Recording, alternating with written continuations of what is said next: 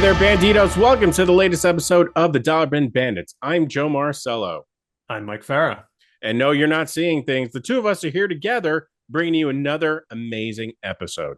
But it's not just any episode, guys. We're bringing you an episode with our interview with another comic book heavy hitter. We're talking to none other than Nicola Scott. Now, unless you've been under a rock somewhere and you haven't been in touch with the comic book world, you chances are you have seen or read her work. It's quite amazing.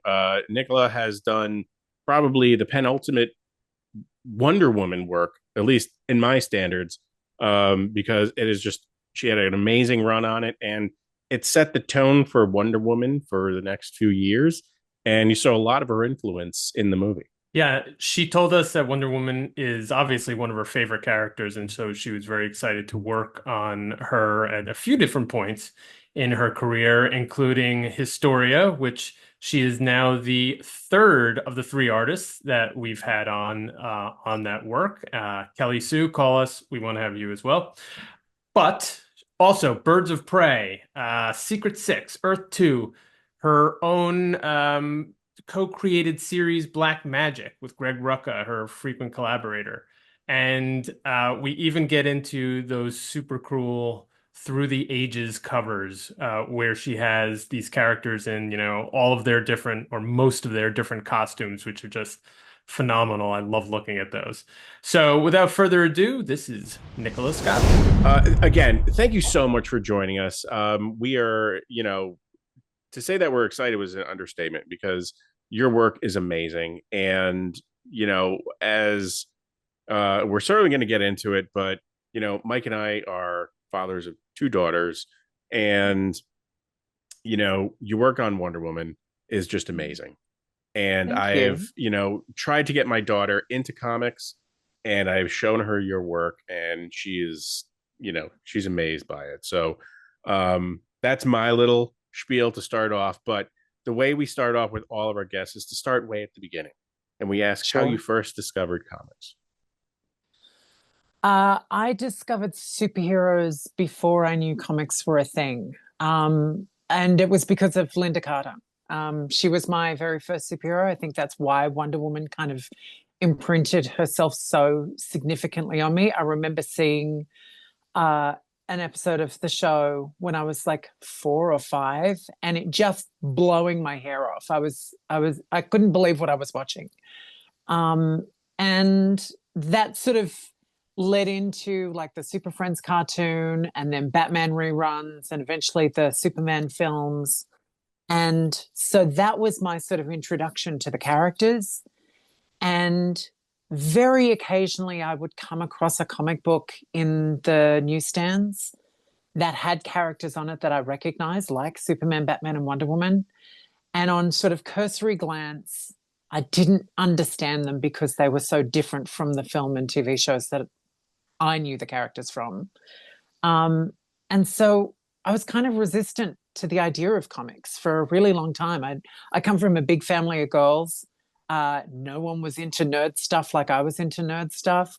I couldn't find any girls at school that were into nerd stuff as much as I felt an affinity for nerd stuff. And it wasn't really until I was like a teenager and had my weekend job that I had a nerdy guy who was like my workmate who would sort of tell me about comics and show me some. And I think the first ones that I read were Batman Year One, Dark Knight Returns, which really kind of blew my mind, like it did for everybody who was around at the time. It was so not what I was expecting at all, but so sort of deeply fascinating in how it was different from what I was used to.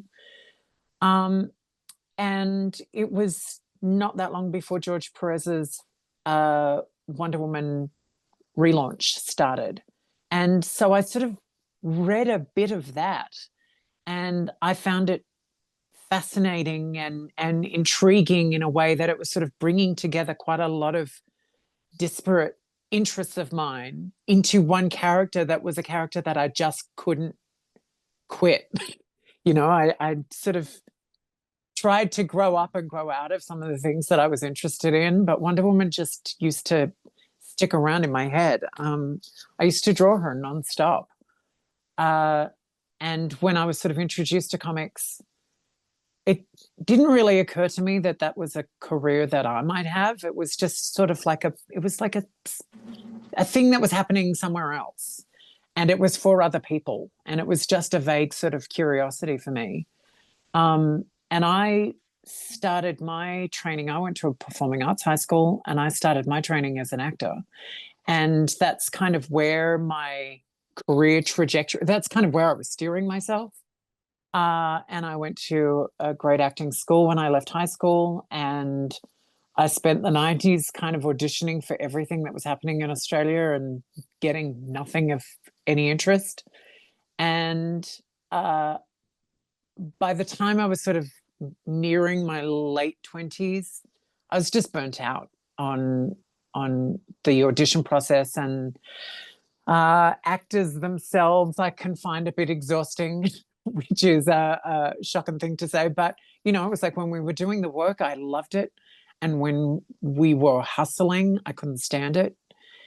And for my own self-preservation, I just decided to put that career in a box for a while and just do something else.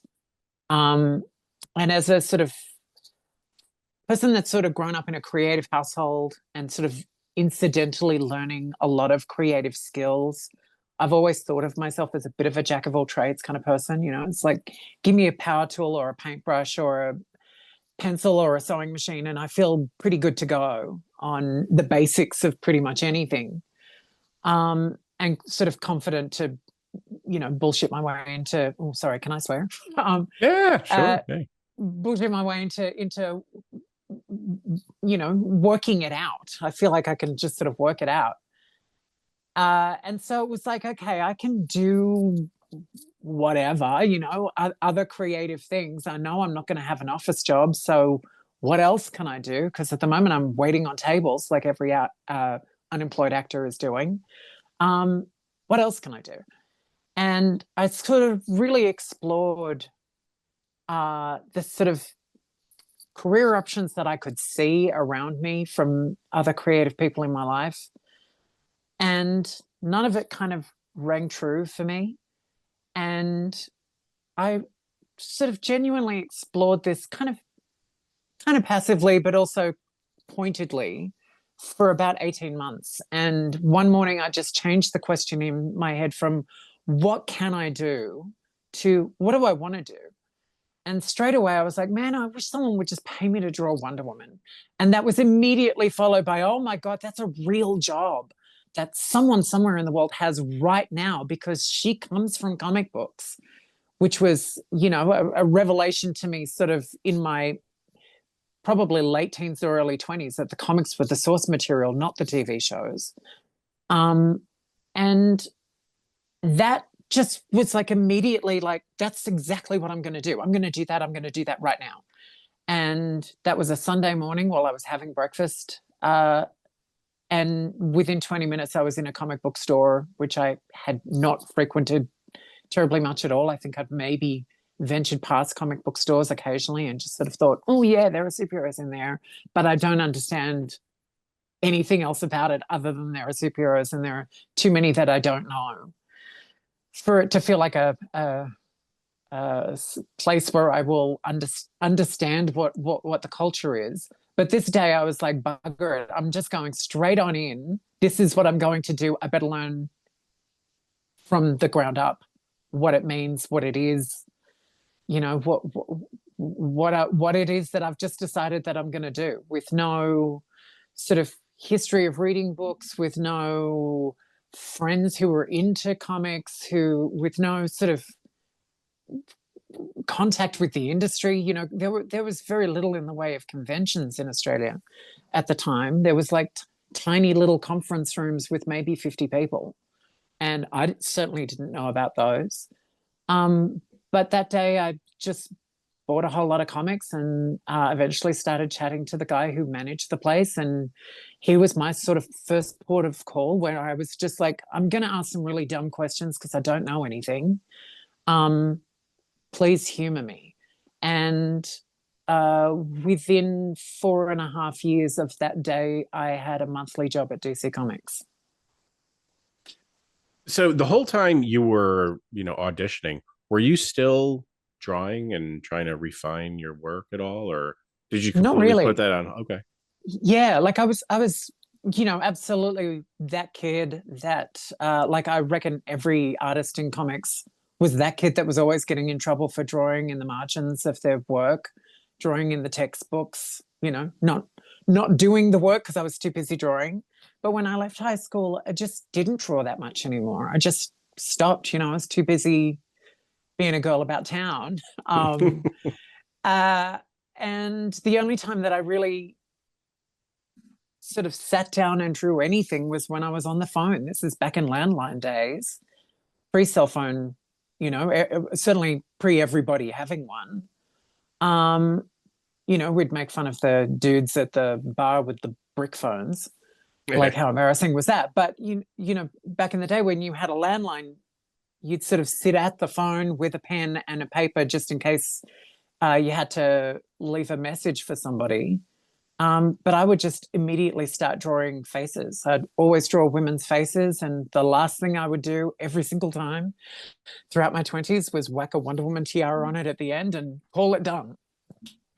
And so that was kind of where that idea of, man, I wish I could just get paid to draw Wonder Woman, because I've just spent the last decade just drawing her face over and over and over again. It's kind of where it came from. And that was really the only drawing that I was doing. So that when I'd made that decision that this is what I was going to do, I was like 10 years out of practice. And it took me probably about 18 months to sort of get to where I felt I had been as a teenager. Sounds awesome. And I want to get this right, because you said Sure. within a month you of working. Within 4.5 years. Oh, 4.5 years. 4.5 I don't know years. where I got a month. Yeah. Of that initial decision. Okay. Apropos of, knowing nothing, is how long it took me to get a monthly book at DC. Oh, maybe I got confused with the monthly. That's still pretty damn good. That's still amazingly short. Yeah. Could you unpack that just a little bit in terms of, so you already told us, you get into a comic shop, you start just accumulating the knowledge, you start drawing again, you're going to conventions. How did the actual gig come about? Like, how did you actually break into the industry? Sure. Well, so like of friends here who were local creators, and at the time it was only a hobbyist industry, but there were writers and artists here who had been into comics their whole lives and were producing stuff, and they sort of became my first teachers. And I got, when I met them, it was the first time I got a job. Very quickly I got a job doing covers for a book that was coming out from the only publisher in Australia at the time. And it happened so quickly and easily that I was like, great, I think I just got the only job in this country that there is, that someone's going to pay me for, because I'm not a writer, so I'm not going to write my own stories and draw them like everybody else is doing here. I need to get a job. And I said to these guys, how do people make a living doing this? And they were like, oh, forget it, you have to go to the States. And I was like, yeah, of course you do. Of course you do. Like, it was just such obvious information. But it's like, if you want to be in the American industry, which is the industry that I pictured, you better just go to America. And as someone who had been to the States a bunch of times through my 20s, it wasn't that big of a hurdle, sort of the idea of just buying a plane ticket and going. And so then I needed some sense of strategy, and Wizard magazine was kind of like my education at the time, because there wasn't a lot online. There were some forums and some websites, but Wizard magazine had a half-page ad that said San Diego Comic-Con, the biggest convention in the world. And I was like, okay, it's the biggest one, I'll go to that. And I said to my new mates, has anyone heard of San Diego Comic-Con? And they were like, yeah. And I was like, right, I just bought a ticket, I'm going. And they were like, you can just do that? And I was like, yeah, it's a plane flight and a convention ticket. I just bought them online. I'm good to go. I'm going in like 3 months. Who's coming? And that was sort of like the beginning of me going regularly, because at the end of that show, which was thoroughly overwhelming, there was nothing like it in Australia at the time. Not just the scale, but just the sort of the broadness of the show. At the end of that show was pretty devastating, because I had a pretty, obvious beginner's portfolio where it was clear that I really didn't know what I was doing. At the end of that show, I came away from it going, right, okay, I now know what I need to do. I think I better come back next year and just spend the next 12 months getting it right. And that's kind of what I did. I sort of bought a copy of Scott McCloud's Understanding Comics, and that was my education on sequential storytelling, because I really didn't understand that. And the next year I came back and I had a brand new portfolio. And by this point, I sort of understood a little bit, in theory, what a portfolio should look like. And I got a whole bunch of indie jobs straight off the bat. I think I got about 3 or 4 different gigs just from hustling around the show. One of them, hilariously, was a how to draw comics book, being a contributing artist to, which was pretty funny. And that led to sort of more indie stuff over the next year. And when I went back for my third time, I now had a sort of little bit of a body of work. I worked my ass off. I was only sleeping about 3-4 hours a night, and usually in the afternoon, because I was working during the day and then drawing the whole way through the night. So I'd sort of sleep in the afternoon for a few hours, because I was just on a mission. I sort of packed up my life and lived out of a suitcase for 3 years. And when I went back for my third time at a convention, what's it called, portfolio review, up in the sales pavilion, I got a job drawing Star Wars comics. And that was kind of the beginning of me having a proper professional career. It was like the first time that I got paid a proper page rate. And it sort of helped sort of steer me towards sort of broader and bigger projects. In the next year, I kind of worked for everybody other than DC and Marvel. And then I got my DC job. So I'm glad you brought that up, because I was going to ask you about that period of time. And, your first real major gig is Star Wars. Yeah. I mean, holy shit. That's awesome. I know. It was the first time that I could say to all of my non-nerd friends, I'm drawing a thing and this is what it is, and they know what I'm talking about. I mean, that must have been just, even for a non-comic book fan, they know Star Wars. And this is back when Star Wars was still, really enjoyable. Not that it's not now, but, everyone gets upset over something. Yeah, it was like in between episode 2 and episode 3, or it was like during episode 2 era when all of this was happening for me. Yeah. So what did you learn about either your craft or the business at that time? And what did you really take away from it? Oh gosh, so much. That is actually a big question. What I was learning was a lot, because I was coming in totally green and doing it from the other side of the planet, and doing it as a girl at a time where there just weren't that many women in the industry. I kind of got to be part of that early 2000s wave of like Gail Simone and Amanda Connor and myself, kind of all coming in within a breadth of each other.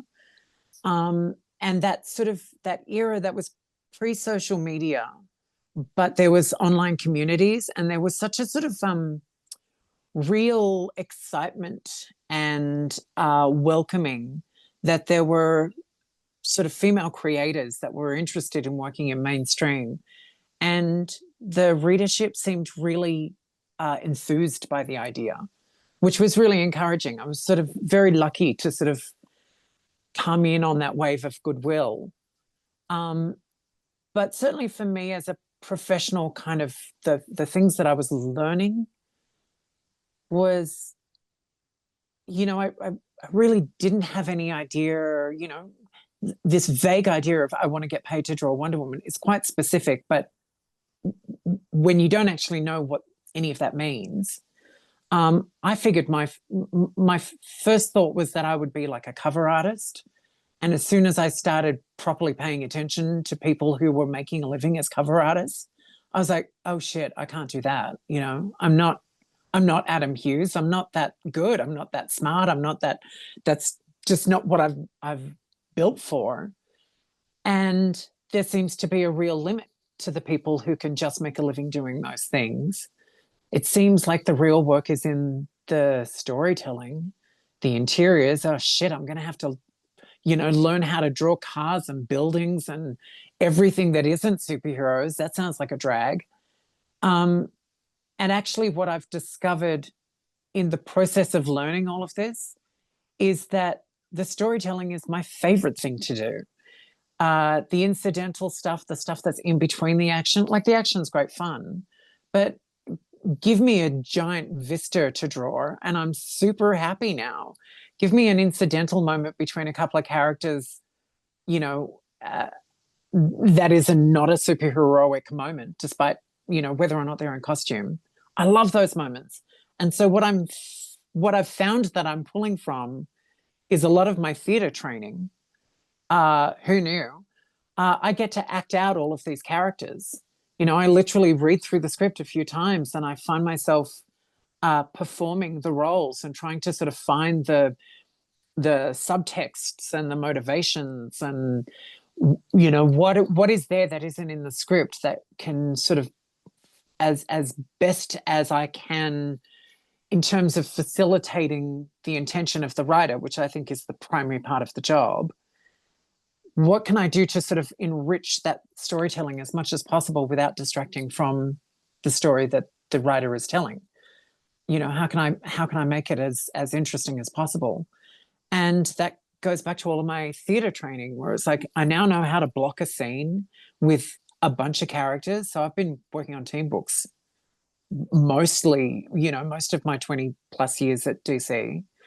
I know how to block a scene with a whole bunch of characters and make sure that everybody can be seen and that the conversation flows in a way that makes sense and that characters are near each other, that the dynamics that you can sort of indicate by where you put people in relation to each other. When I was doing theater, I used to do a lot of set designing and set construction. I used to do a lot of costume designing and costume making.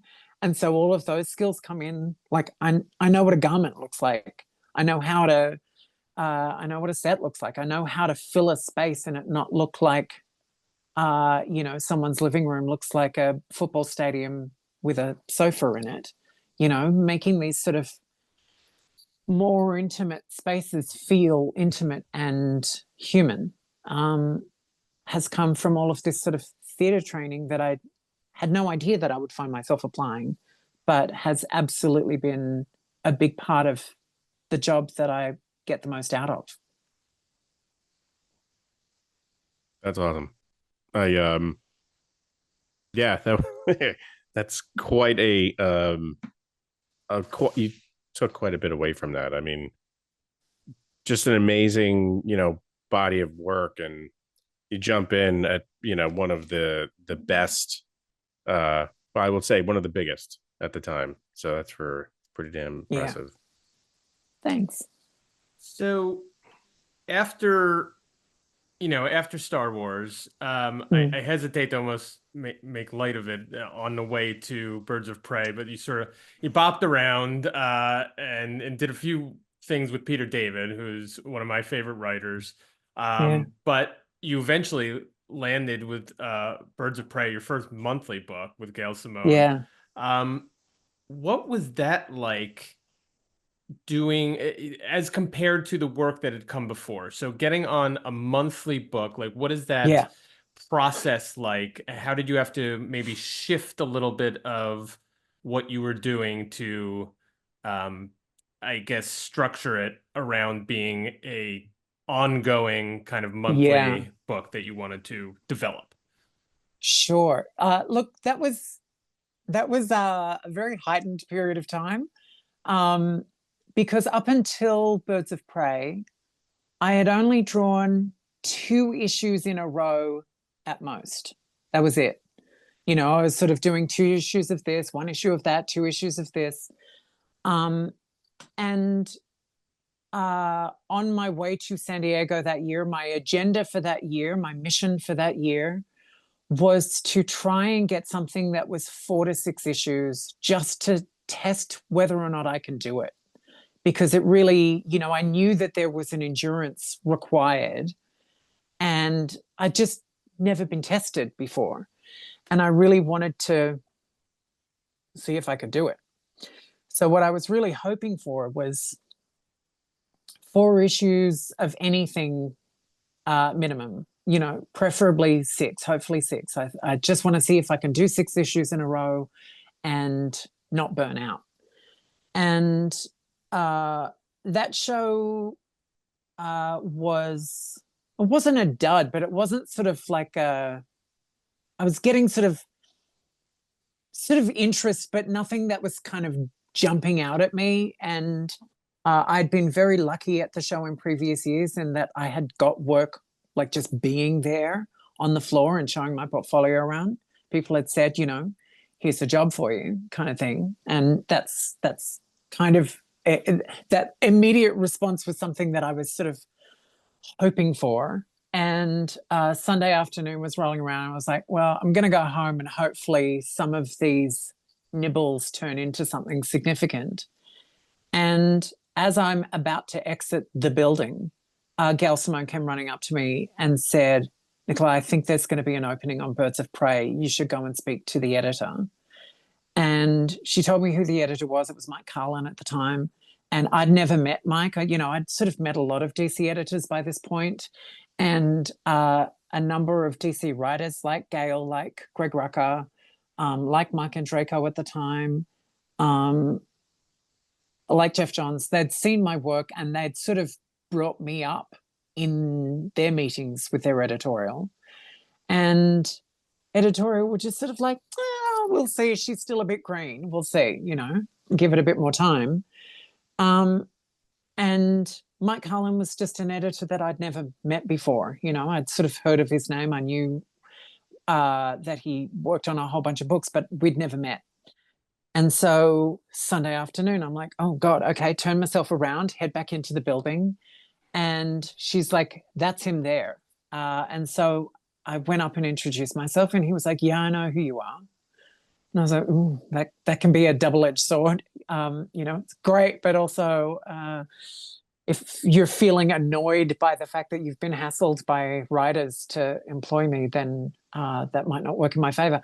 And he flipped through my book, and eventually he just sort of said, so you're a Birds of Prey kind of girl. And I was like, I'm a redhead with glasses. I'm good to go. And he was like, okay, all right. Well, we've never worked with anyone from Australia before. You're really far away, so let's see how it goes. And so there was in that the sort of implication of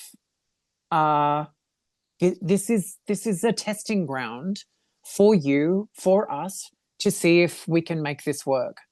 And not only was that the sort of the pressure of not wanting to let DC down, by this point, there had been no pathway from Australia to get a monthly book at DC. There were a couple of writers that had a couple of nibbles and had a couple of moments, but that was it. And I was being kind of offered a book. Not that he was saying I was going to be the new monthly artist, but he was saying, you can draw an issue and we'll see how it goes. And I'm like, right. I don't want to fuck that up for me. And I know I really don't want to fuck it up for all of these other Australian mates of mine that I've met over the last few years who also would love this opportunity. I'm kind of in the middle of creating this pathway. Don't fuck it up. Don't fuck it up. Please don't fuck it up. And he was like, we'll send you the script, we'll email you the script. When can you start? And I'm like, well, I fly home tomorrow and I can start when I get home. And they were like, great. And this is back in the day when we were still FedExing artboards around the world. Well, around America, but they're suddenly FedExing me artboards to Australia. And every 2 weeks I was FedExing art back to them. And, touch wooden things that nothing ever went missing or got seriously damaged. Because that went on for years. And that first job, I remember just sort of like, saying to my fiance we were going to get married in a few months, and it was like, I don't have time for anything. I'm just going to be doing this, and I'll take a break to get married, and then I'm straight back into it again. And he was like fully supportive because he'd sort of met me while I was on this journey, and so I was like, okay, let's see if I can do this. And by the time I was wrapping up the first issue, they sent me the script for the second issue. And I was like, oh, okay, well, looks like I'm on another issue.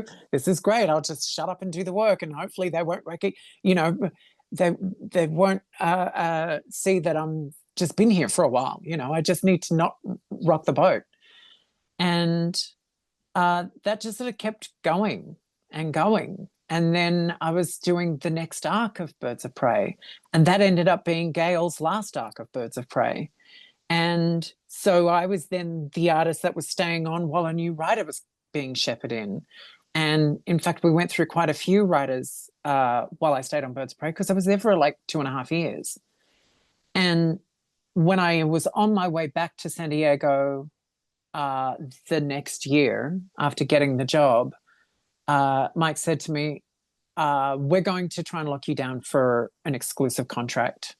I hope that's all right with you. And I'm like, great. That's always been the goal. This is back in the day when, exclusive contracts sort of really meant something. And that was kind of like the beginning of me being a full-time artist. And I think I did 13 issues in a row without taking a break.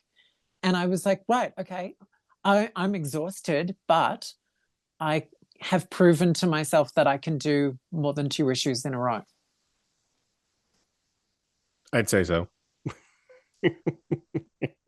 Yeah, I mean, goal accomplished. Right.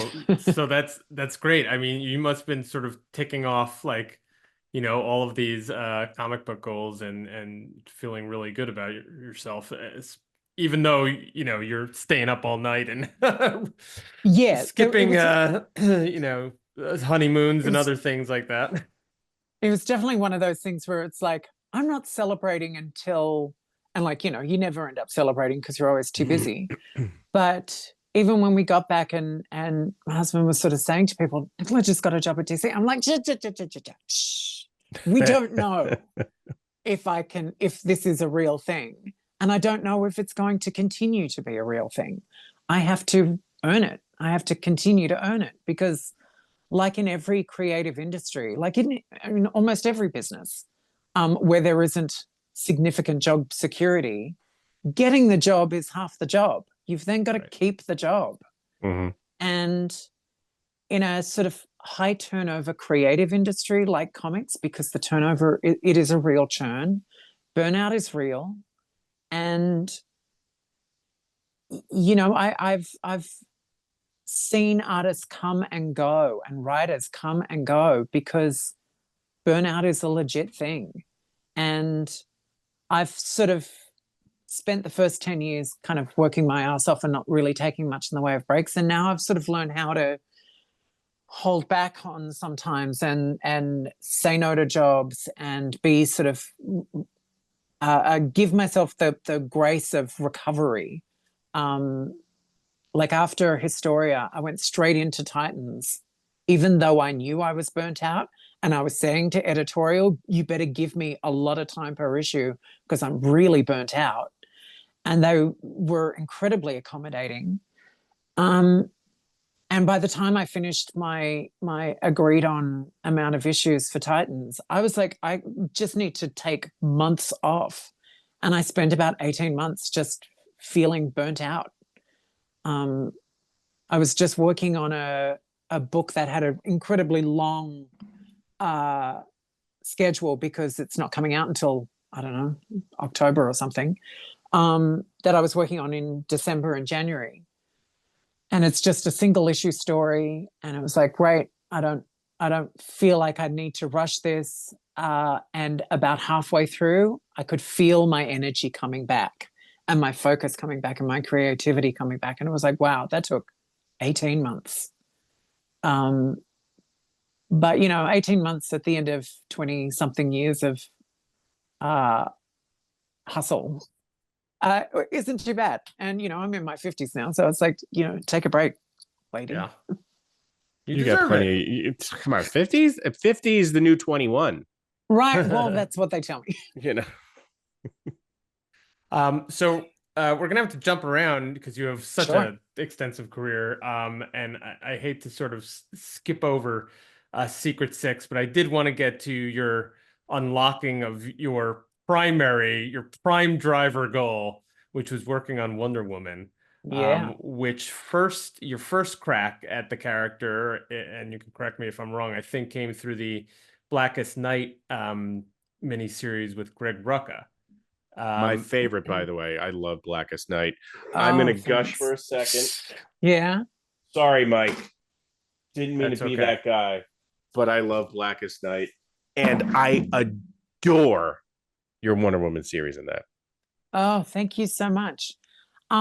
It was not actually my first Wonder Woman go round, because every writer that I had worked with knew that she was my favorite character and find little ways to shoehorn her in everywhere, every now and then. Okay. But my second arc, or my third arc, I think it was my second arc on Secret Six, she was like a character that was in it for a bunch of issues.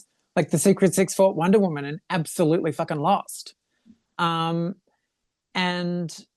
that was a hoot. And it was kind of on the strength of that I got the Blackest Night Wonder Woman. Again, this came about, this industry is hilarious. San Diego has always been very good to me. I haven't been for a couple of years, but that came about because I was out for dinner with my editor, Mike Harlan, and Dan Jurgens and a whole bunch of other people. And Dan was sort of saying to me, what's your next step? Kind of thing. And I was like, I don't know, Wonder Woman was my favorite character. I want to work on her. And I really love Greg Rucka's version of her and blah, blah, blah. And he was like, Greg's writing the Blackest Night Wonder Woman arc, isn't he? And I was like, yeah, that's what I heard, but that was months ago. I'm sure there's an artist attached by now. And he was like, oh yeah, we'll see. And hours later, when we were at the bar, I just happened to be talking to Dan Jurgens again. We hadn't spent hours and hours talking, but, we just sort of looped around and started talking. And as we're talking in the bar, Jeff Johns walks by and Dan tapped him on the shoulder and said, hey, who's drawing Blackest Night Wonder Woman? And just like, I don't know. And he was like, you should get Nicola to do it. And he was like, oh yeah, good idea. And so the next day, Dan DiDio said to me, so I hear you're drawing Blackest Night Wonder Woman. I'm like, okay, yep, if you say so.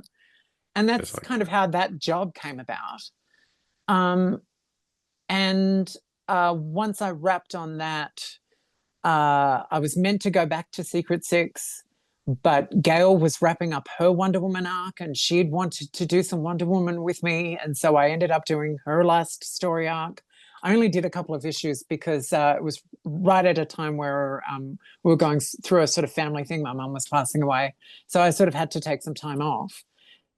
And so I was sort of going from this sort of Wonder Woman in Secret Six to Wonder Woman in Blackest Night to Gail's last couple of issues of Wonder Woman.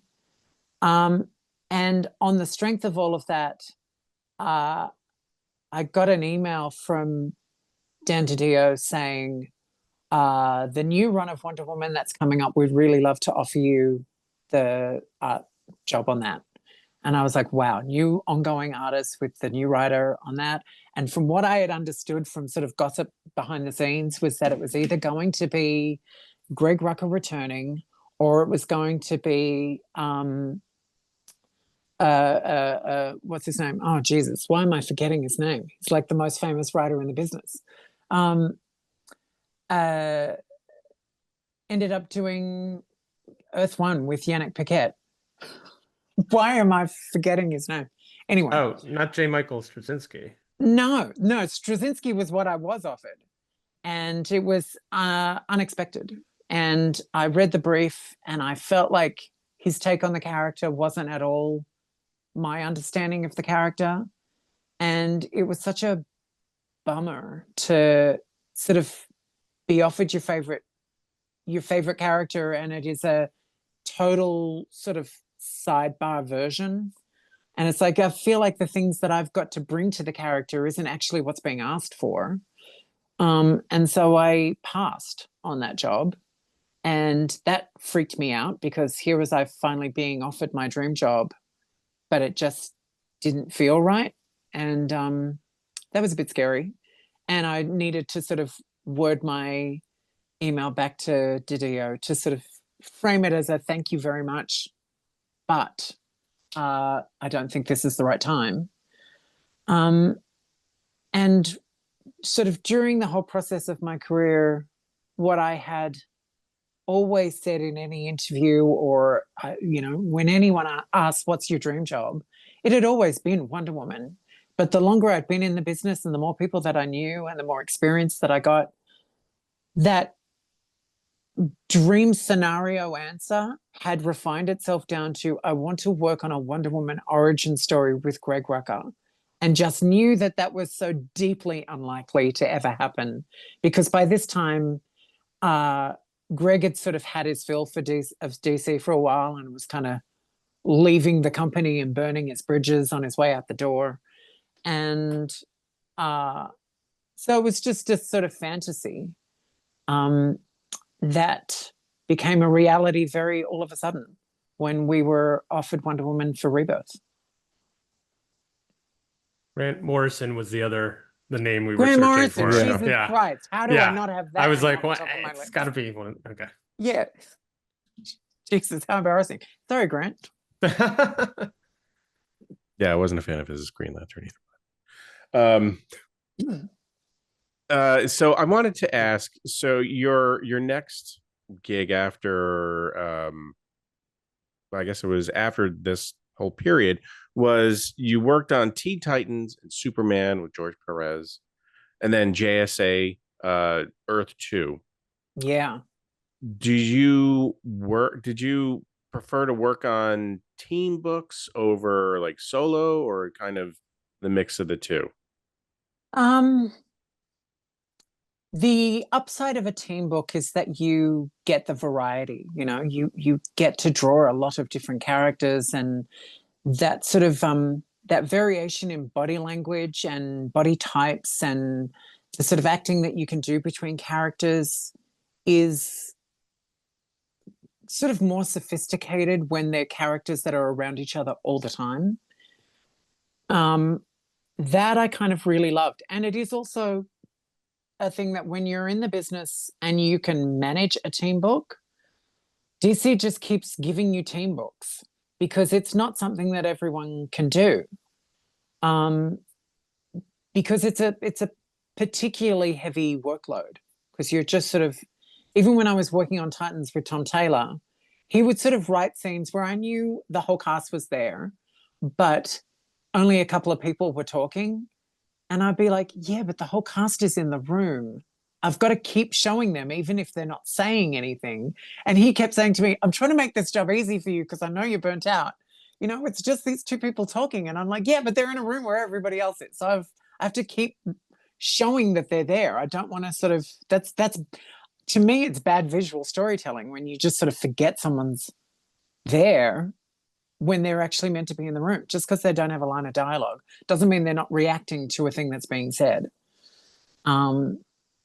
But yeah, the sort of the team book thing I really enjoy.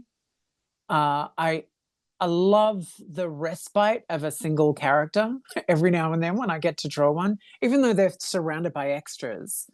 I find the work of creating disposable new people all the time can be a bit exhausting and not very stimulating.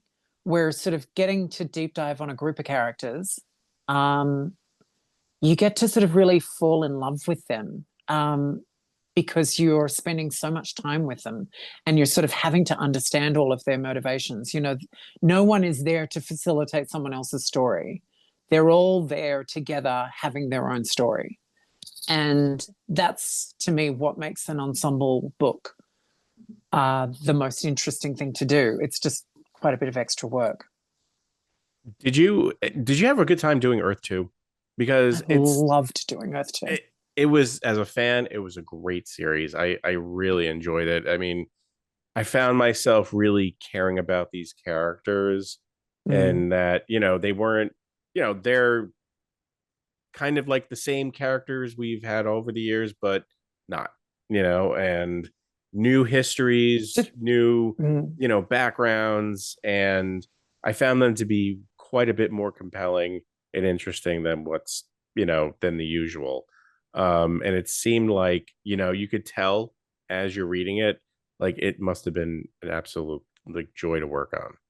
It was a big leap for me in terms of the kind of work that I had been getting, because by that point I'd been at DC for quite a while and I was drawing street level books, and that was about it. You know, a little bits and pieces of other things here and there, but the sort of grand scale super heroics devastation stuff, that sort of real what I call testosterone acting, where everyone is standing with a wide stance all the time.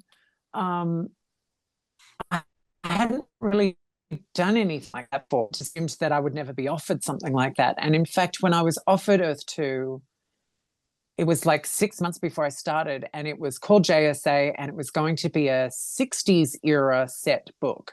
And I think that might have been why I was offered the job. It was like, it'll be like Mad Men with superheroes, is essentially the pitch that I was given. And by the time we got round to it, because it was the New 52 and it was the second wave of the New 52, and one of the mandates of the New 52 is that everything has to be full on all the time. Because of all of that, I'd already been announced on the book. And so when I got the scripts for the book, I was like, oh my God, do they know I'm going to be drawing this? And in fact, I had a couple of editors saying to me, Nicola, you're really going to have to step it up because this book has changed its scale since you were brought on. I was like, yeah, I can see that. Okay, well, let's see if I can do this.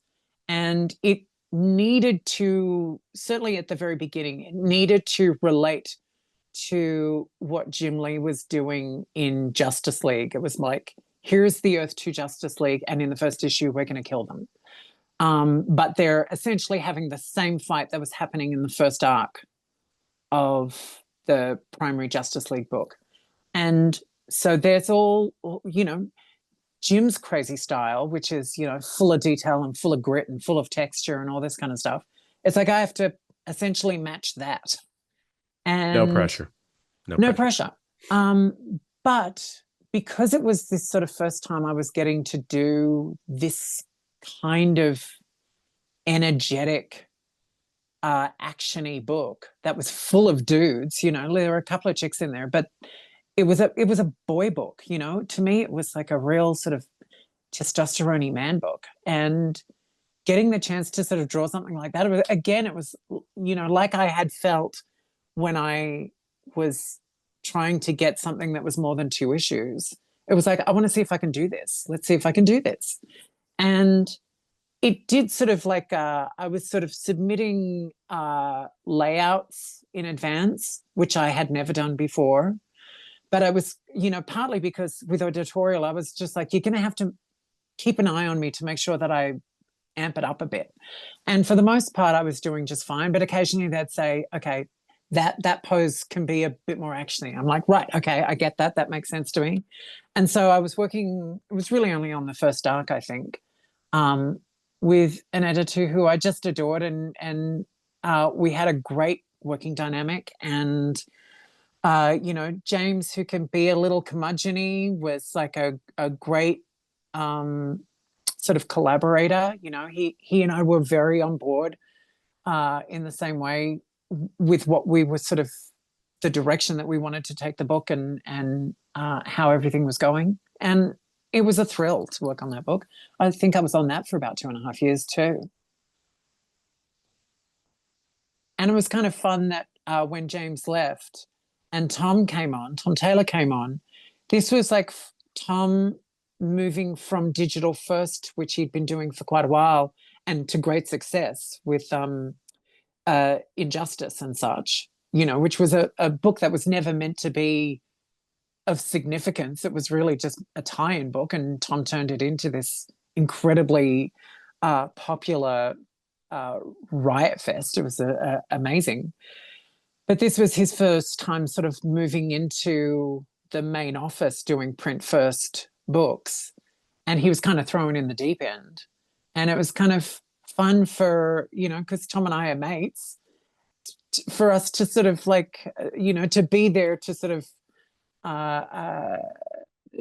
help shepherd him on board and get sort of comfortable with editorial, because it was a totally different dynamic in terms of how you pitch and how you write and how you communicate with editorial.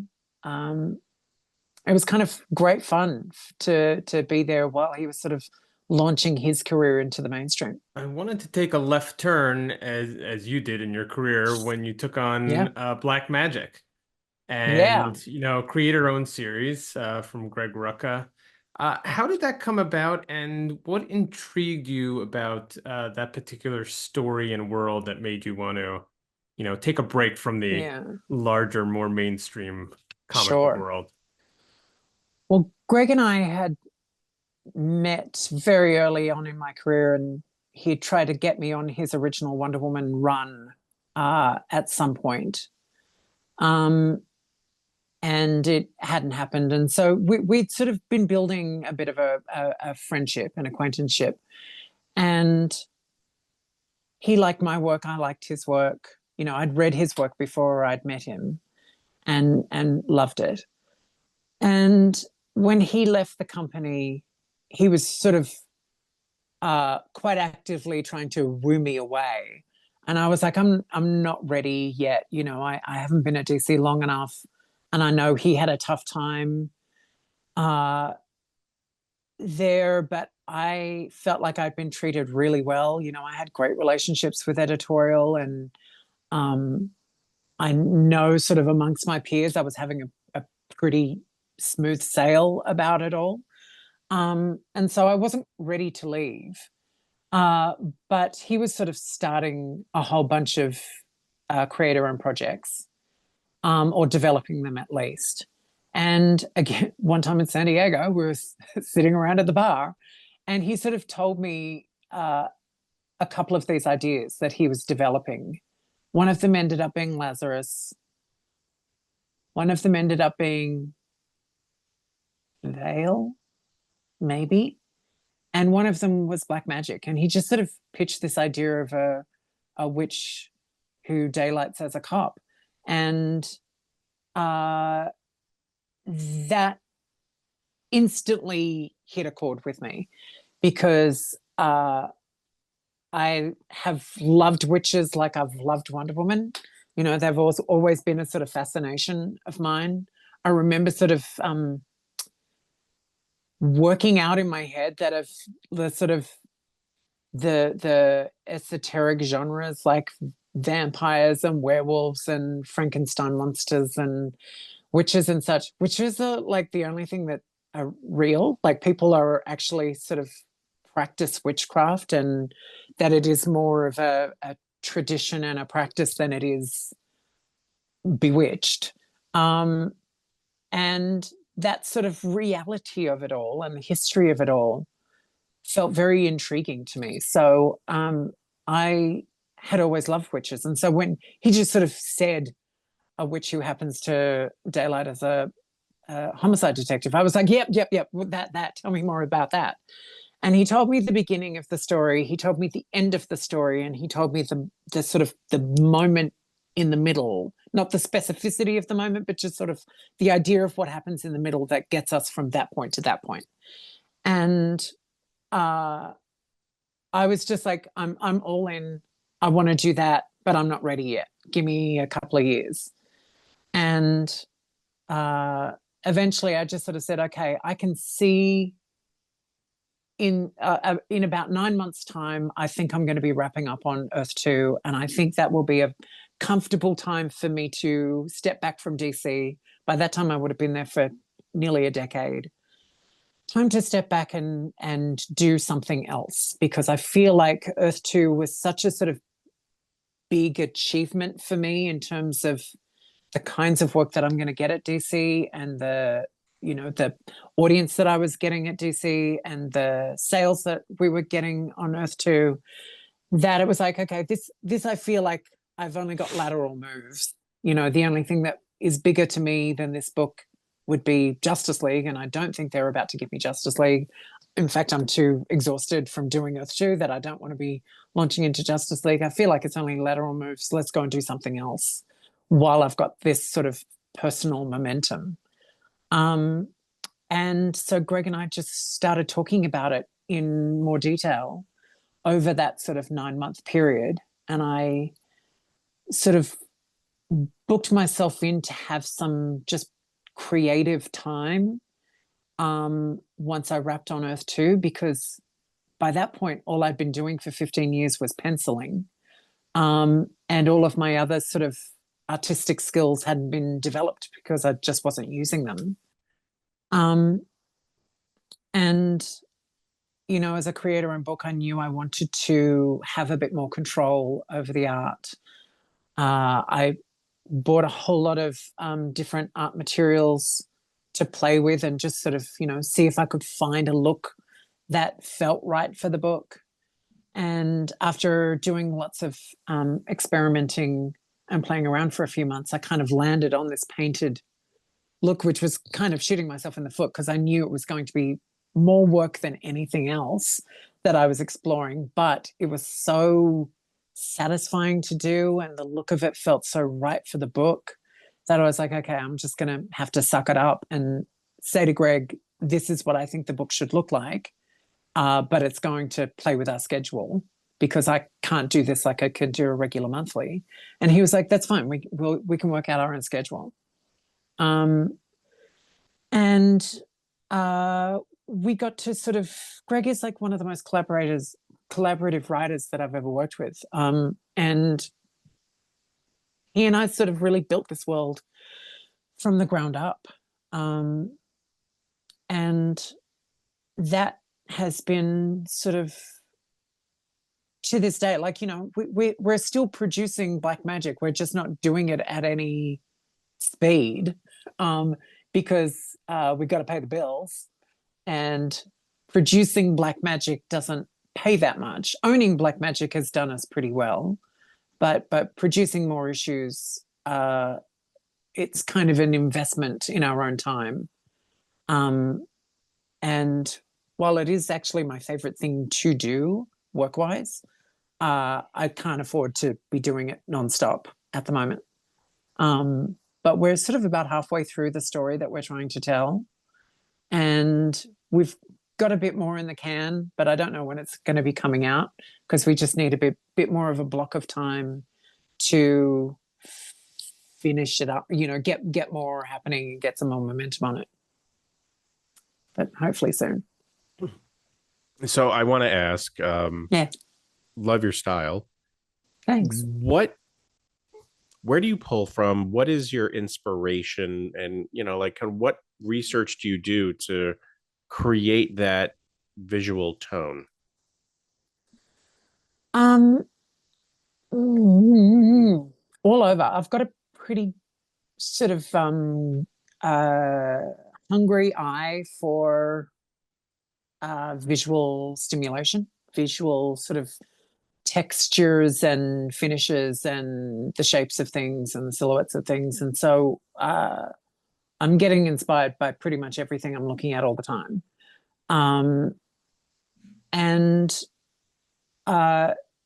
The style that I feel like I've developed, because I do feel like I change for each job, not how I draw, but maybe how I finish each book. When we were doing Wonder Woman Year One, it was at a time where I felt like I want to do something lighter and more all ages appropriate. And so I'm not going to put a lot of shadow down on the page. I'm not going to do a lot of etching on the page, which was the total opposite to when I was doing Earth 2, where it was like, this has to feel like a really gritty world.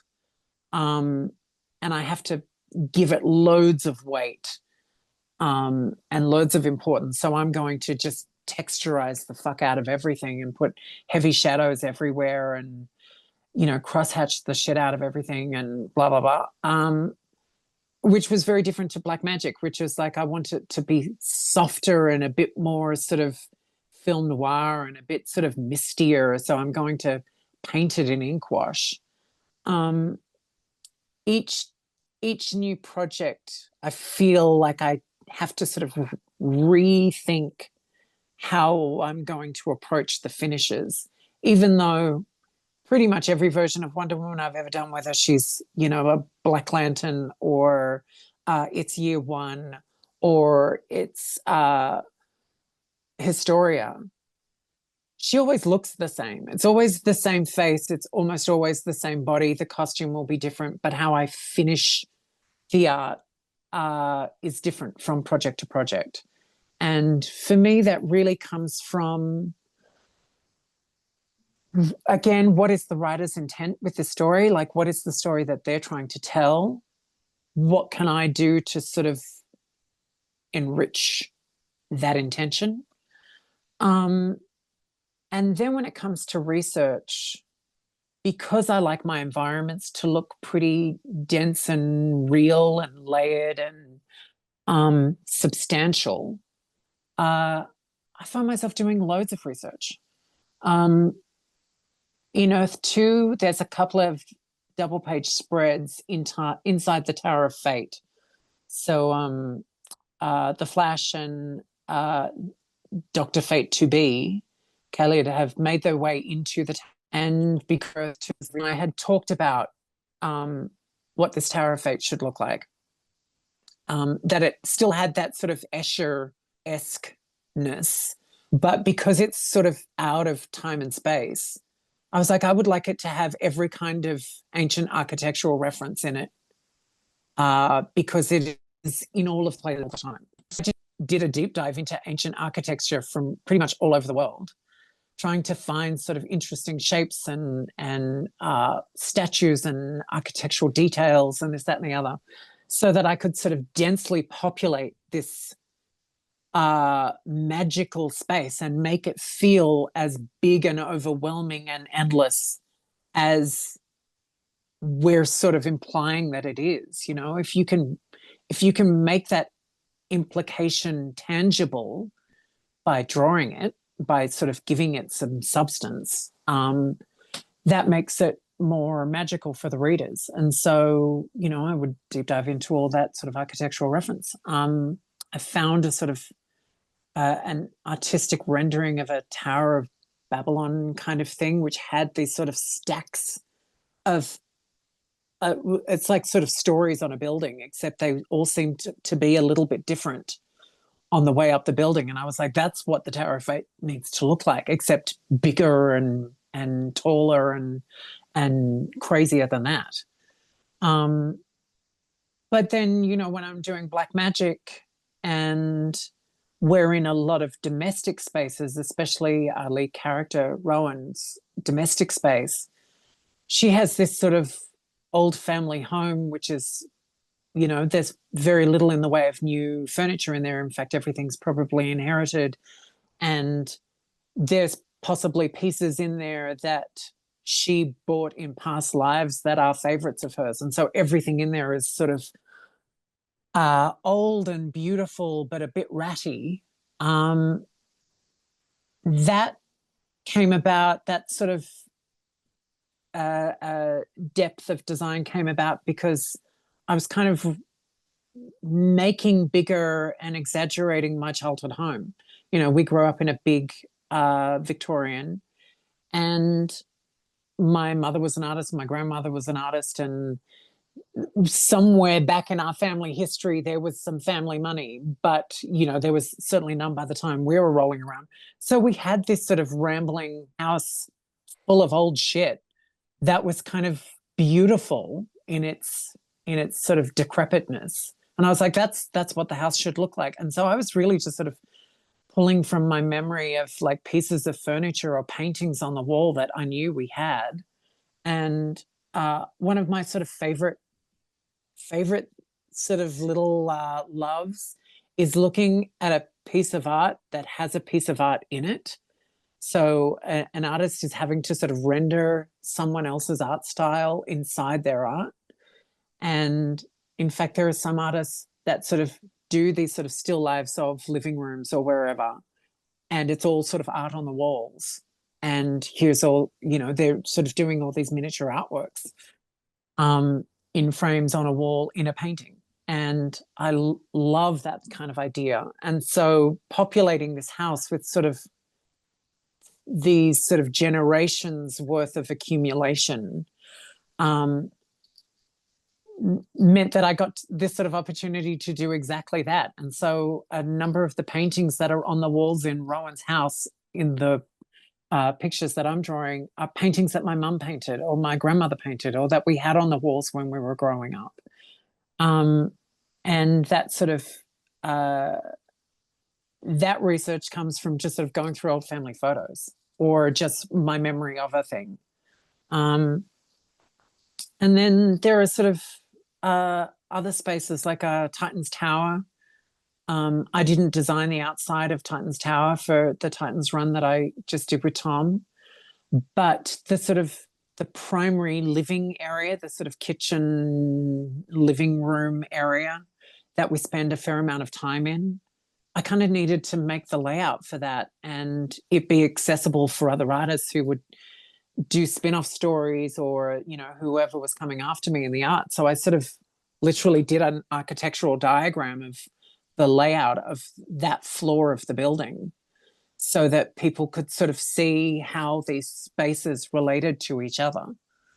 And things like that are really fun for me to do. I love doing that, sort of watching a TV show and trying to sort of get the layout of a building or a house or an apartment and knowing where they've faked it, you know? It's like the Full House, house. That None of that makes doesn't sense. fit into that building. Yeah. Yeah.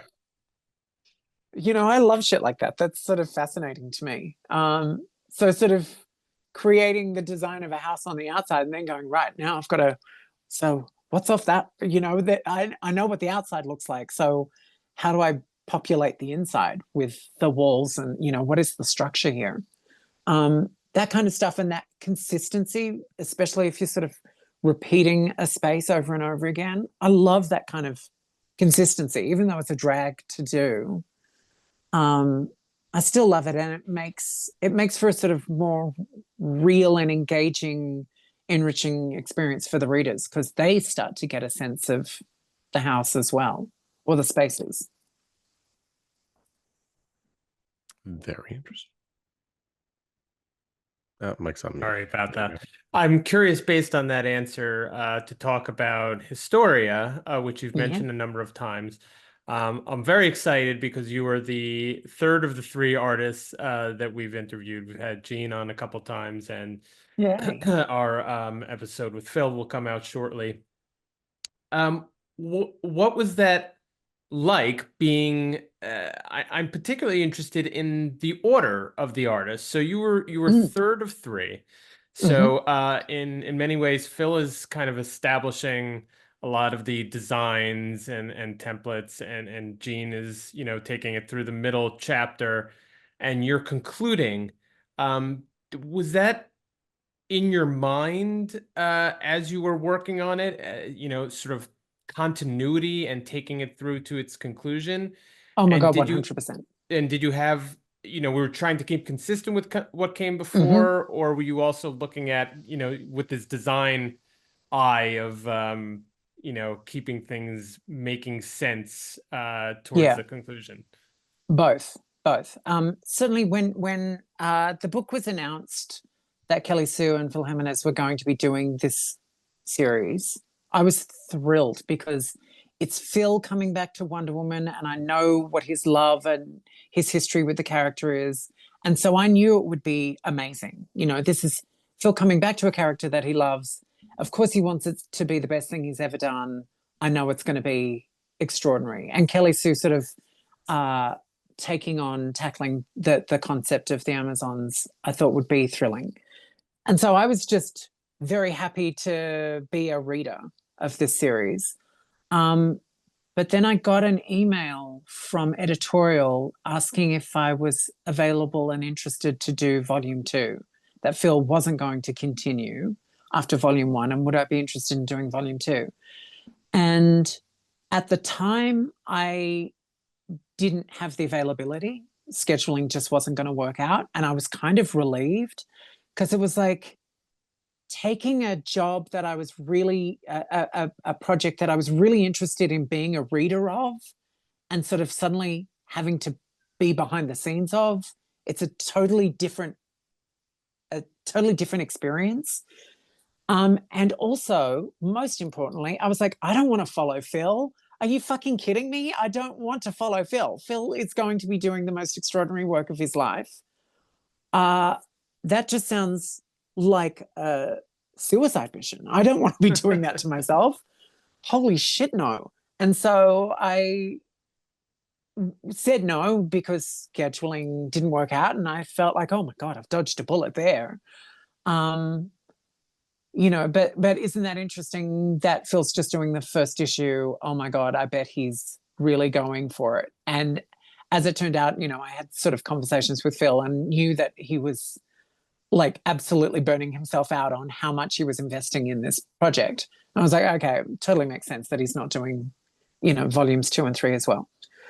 So then it moves away, and about 6 months later, I was asked if I could do volume 3. And at the time I was just sort of like, scheduling just won't allow. I'm sorry, you know, I'm really genuinely interested, but thank you.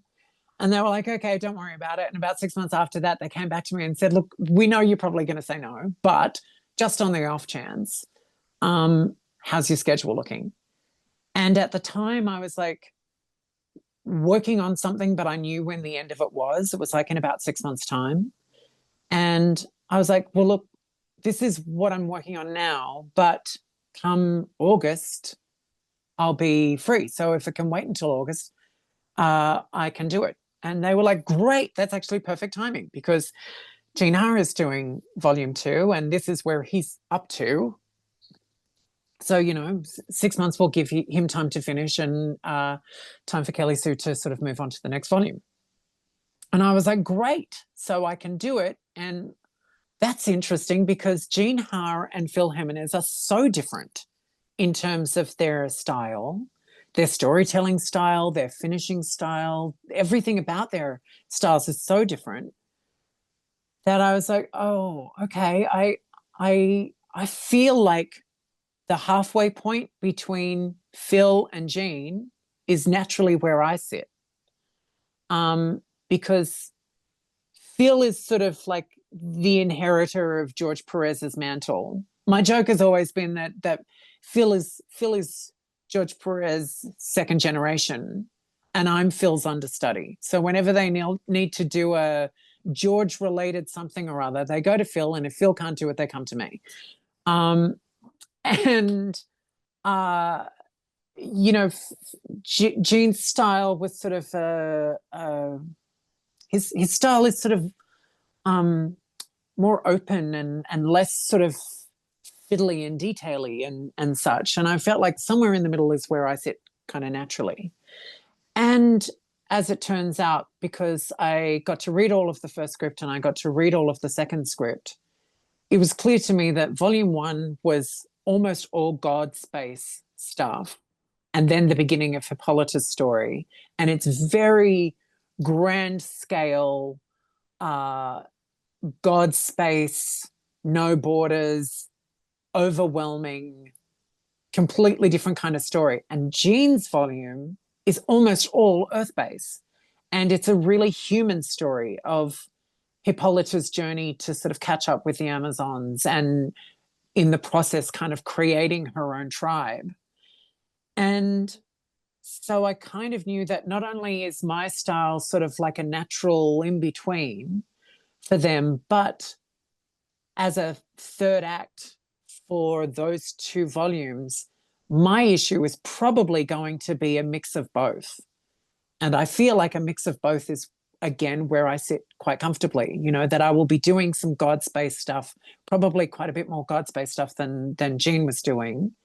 But I'll also be taking a lot of what Jean has brought into the story in terms of these human characters and this sort of earthbound adventures of the Amazons, and heightening that. And in fact, it was true when I got the first parts of the script for it, that it was all about the community of the Amazons. You know, they'd gone from being these sort of individual tribes to sort of starting to come together as a fuller Amazon community.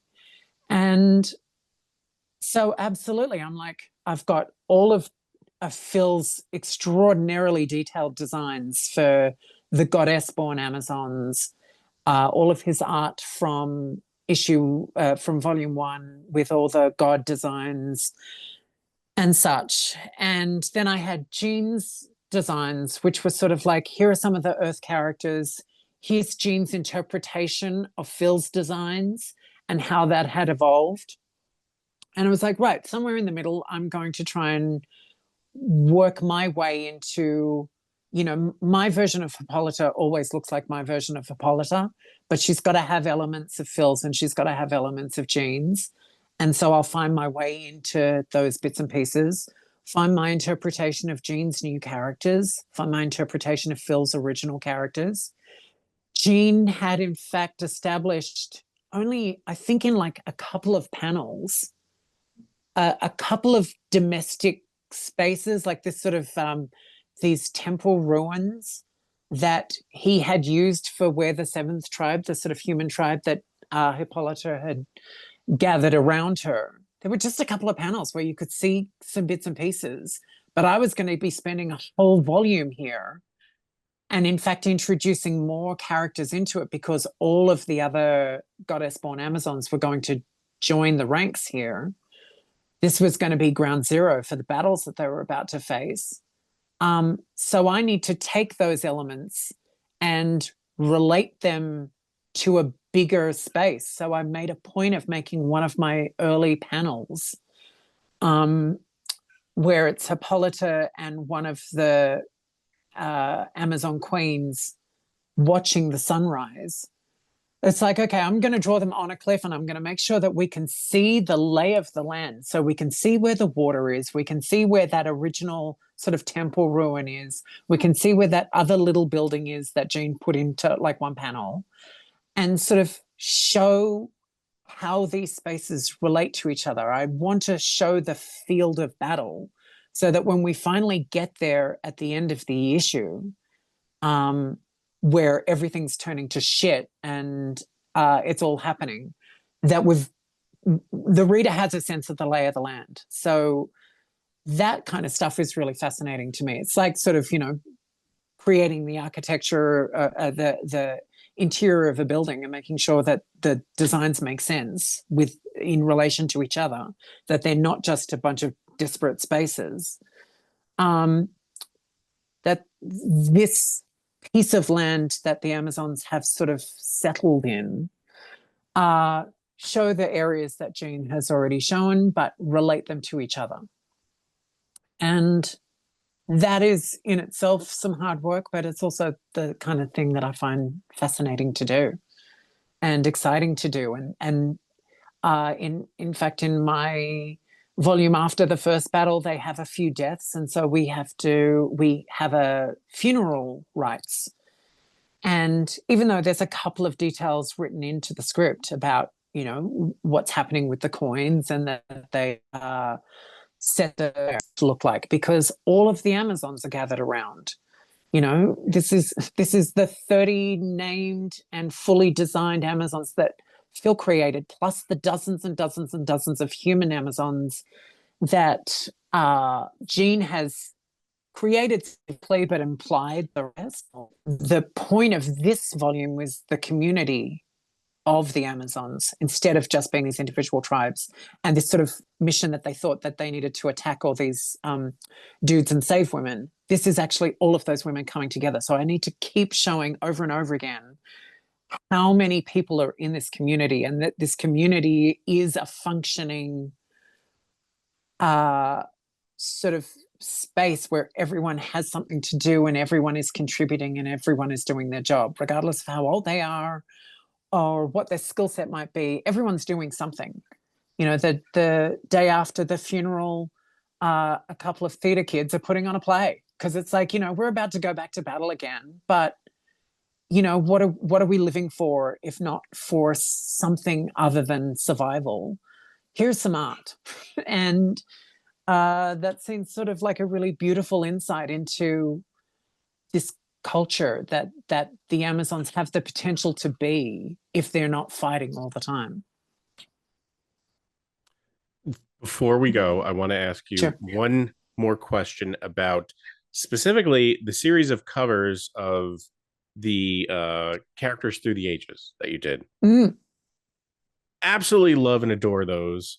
Thanks. So many cool designs that were included and in those character designs. Were they that as much fun as we think they were to put together?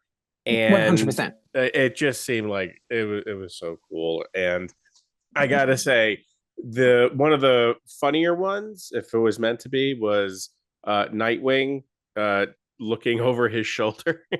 Yeah. Our friend George really appreciated that one. Oh, good. But you're welcome, George. There you go. How did that come about? And were you the one that chose those specific characters, or was that, you know, just came together? It sort of came together in multiple ways. So the very first one that I did was Superman, and that was for Action 1000. So not only are they doing a whole bunch of variant covers, but they're doing retailer exclusives. And Australia's biggest retailer is a Sydney-based company called King's Comics. They were doing their retailer exclusive. Obviously, as an Australian, they wanted the Australian artist to do it. And between editorial and the shop owner and myself, we decided that we would do this sort of Superman through the ages look. Cover, and I sort of suggested this sort of class photo sort of format, and said, look, I don't know that I want to be doing things like Electric Superman or Blue Suit Superman. What I'd like to sort of do is sort of show the evolution of the original design through the decades, to sort of show how that sort of 1938 design has managed to stay relevant decade to decade, just with these sort of simple tweaks. Right. And so that one in particular was a lot of fun because it was the first one. I was trying to make a point of like, okay, who was the primary artist on Superman during that decade? So it's like, okay, I've got my Kurt Swans, I've got, you know, who else is, and then once I've got them, it's like, you know, how do they draw the Superman logo? What kind of build do they give him?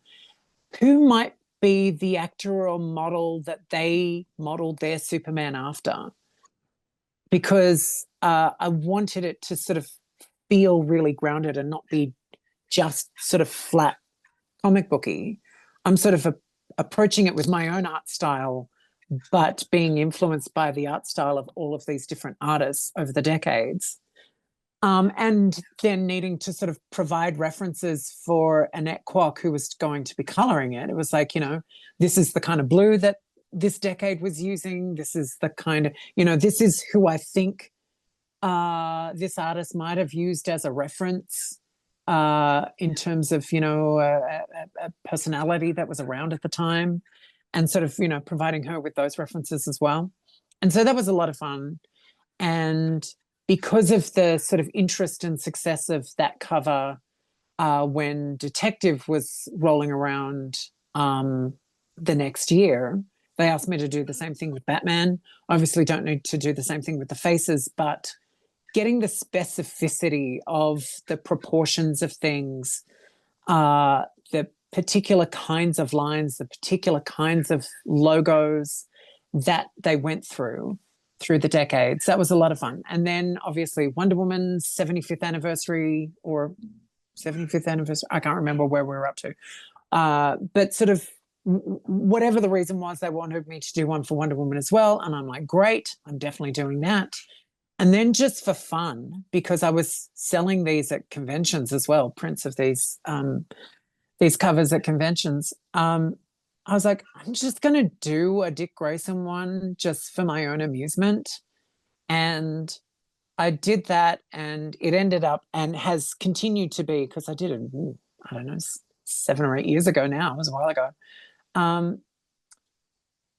It's been like my highest selling print year after year after year. So no regrets. And then they came to me and asked me to do a Green Lantern one, but instead of like one Green Lantern through the ages, they asked me to do all of the Earth-related Green Lanterns, and they gave me the list. I said, because of the format, which had been established with the Action one, it was like, okay, I've got 10 spaces to fill.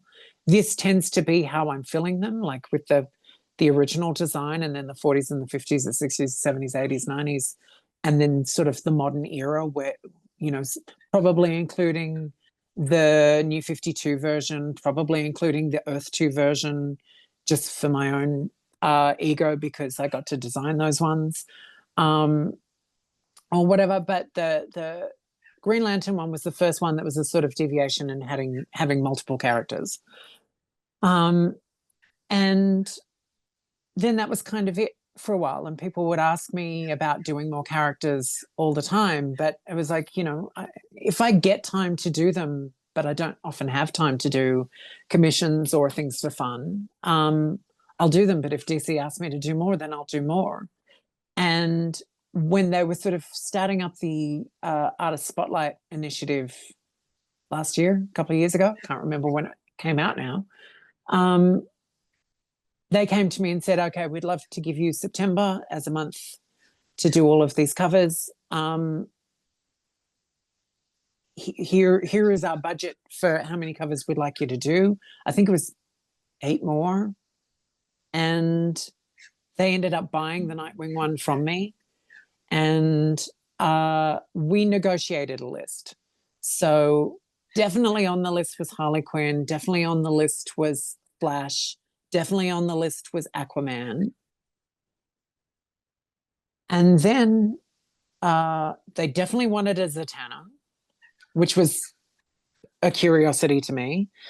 But it meant that in September there was going to be a Zatanna series. And I was really grateful for that one, because Zatanna's a lot of fun to draw, and all of those different versions are a hoot. I negotiated Supergirl instead of Power Girl. Power Girl was on the list, and I was like, I don't know that we should be doing Power Girl and not Supergirl. I can't remember, but anyway, we negotiated a bit of a list, and slowly but surely I would get through them. And the research into them is fascinating. A lot of the female characters have had a lot more costume changes. So there's often, you know, you've got to edit it down to sort of fit in the sort of format of just 10 characters. And I sort of felt like, you know, anything that's sort of Justice League, I want to make look very superhero-y. But the further away from Justice League specific, like the sort of big 7 we get, the more loose I don't mind being with how they're posing. You know, the middle row tends to be pretty static, but the people in front and maybe the central person at the back can have a bit more action, can be doing something interesting. Because I want the finished design to look good, but at the same time, I also want them to sort of each one have their own identity while still fitting together as a set.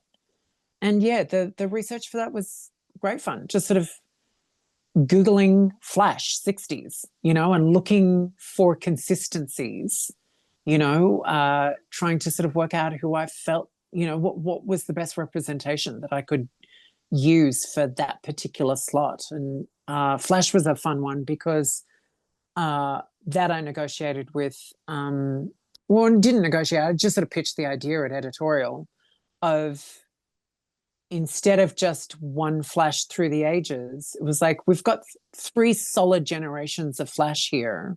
Let's just tear it out. Let's do Jay Garrick. Let's do Barry Allen. Let's do Wally West. Particularly as Wally is the current Flash. If he was still Kid Flash, I wouldn't include Wally, but he is the current Flash. He's in a pretty traditional Flash outfit.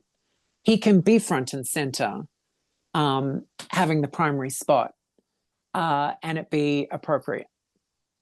But yeah, it was a lot of fun to do that series and make sort of bigger. And in fact, if DC come to me and say, let's do some villains, let's do some more characters, I'd be like, fuck yes. Yeah, that'd be really cool to see. We really need a Joker one. We could do with like a whole bunch of other characters. People are always saying, please do a Hawkman one or a Hawk family, Hawkman, Hawkgirl. I'd love to do that. But we'll see. A lot of overlapping wings for that one, though. Oh my God, so many wings. So many wings. And we're back. Love this interview. She's a talker. And I don't mean that in a bad way. I mean, she really had no problem sharing all of her experiences with us. And it was just an absolute pleasure talking to her, hearing about all the stuff that went into her work and, how she got to where she was. In case you missed it, and how could you, Nicola is Australian and she lives in Australia. So it was... That's where you usually find them. Yes. Most Australians are from Australia. Good pickup, Joe. So we had to make this work with the timing halfway across the world, and I think it came out great. Little hiccups here and there, but we were just so thrilled to talk to Nicola. We'd love to have her again. Always look forward to whatever she's working on, and so hopefully we have more and more Nicola Scott artwork to look forward to. But that will do it for today's episode of the Dollar Bin Bandits. Thank you all for listening and for viewing and for, say it with me now, rating, reviewing, subscribing, helping the show grow. So we expect to see you here again on Friday, and that'll do it.